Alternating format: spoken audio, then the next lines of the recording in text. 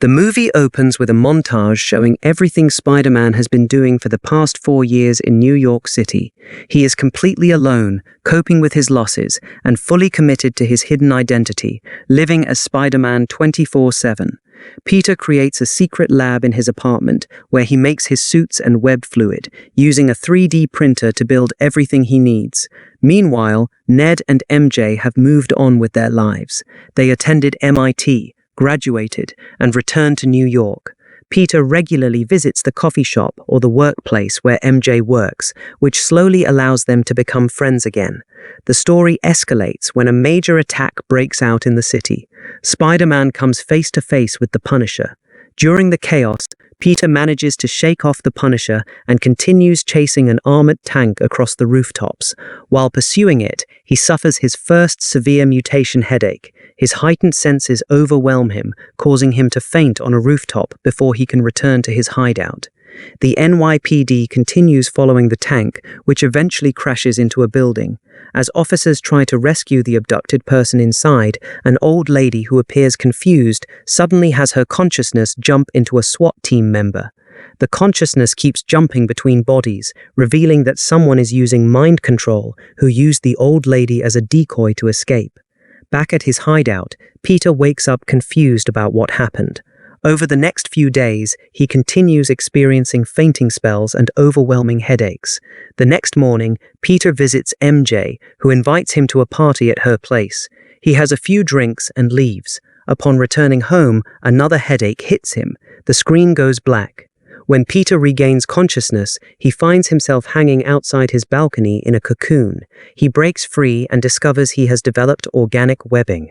Confused by these changes, he seeks out Professor Hulk, Bruce Banner, sharing his symptoms without revealing his full identity. Banner runs tests on him and explains the evolutionary life cycles of spiders. Peter, still uncertain, tries to continue living with these genetic mutations. Meanwhile, an organization dedicated to handling mutant threats is introduced. It is revealed that the mind controller, a mutant, Jean Grey, was captured by this authority and is being held in a special facility, suppressing her telepathy, telekinesis powers through medication. Peter continues consulting with Banner. Soon after, he slips into another trance and wakes up inside a second cocoon. This time, he has grown extra spider-like limbs on both sides of his torso. The limbs on his left side are black, furry, and end in sharp, monstrous claws. As crime continues to rise in New York, Peter refuses to stay hidden. He goes out to help the city, his extra limbs now visible to civilians, who are shocked and confused by their hero's terrifying new appearance. News of the mutated Spider-Man spreads rapidly, reaching the authorities, Dr. Banner, Mr. Negative, the Punisher, and the Hand. During this period, Peter has a brief encounter with Scorpion, who has already bonded with a piece of the Venom symbiote, which senses that Peter Parker is a far stronger and more suitable host. After the fight, Peter returns home in severe pain, his eyes turn completely black.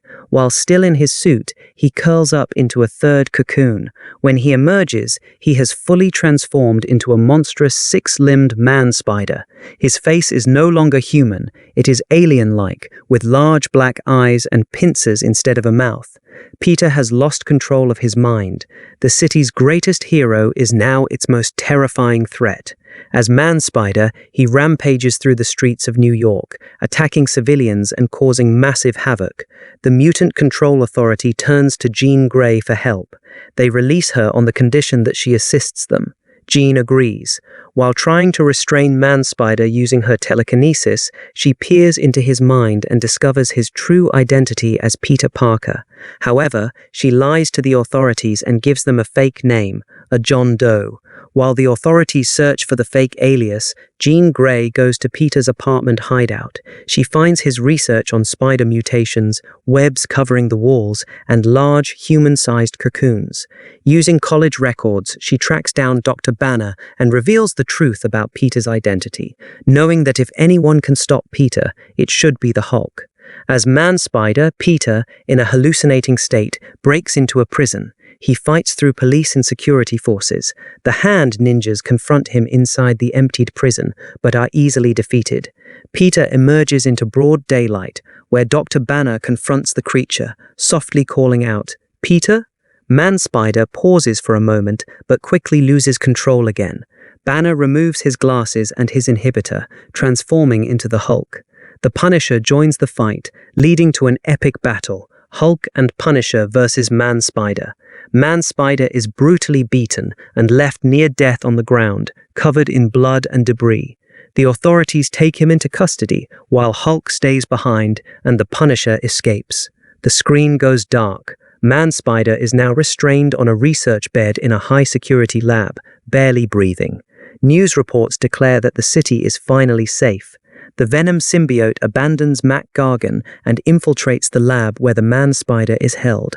The symbiote slowly approaches and begins bonding with the dying Man-Spider. Its healing and regenerative abilities start reversing Peter's mutations. The black fur disappears, extra limbs shrink back into his body, and the monstrous features melt away.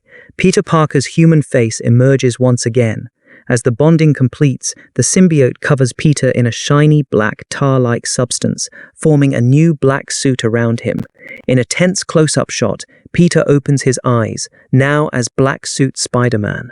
With enhanced strength and the symbiote bonded to him, Peter breaks free from the facility and escapes. In the final act, Peter begins returning to a somewhat normal life. He attends college, reconnects with Dr. Banner, who now knows his secret. He emerges from the crisis stronger, with organic webbing and a powerful new black suit.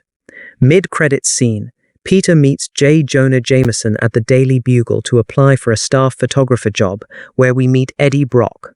Post-credits scene, a brief glimpse of a post-apocalyptic world with hints of mutant hysteria, and Doctor Doom is shown from behind, teasing Spider-Man will return in Avengers Doomsday. Thank you for watching. Let me know your thoughts in the comments section. Follow for more and I will see you in the next one.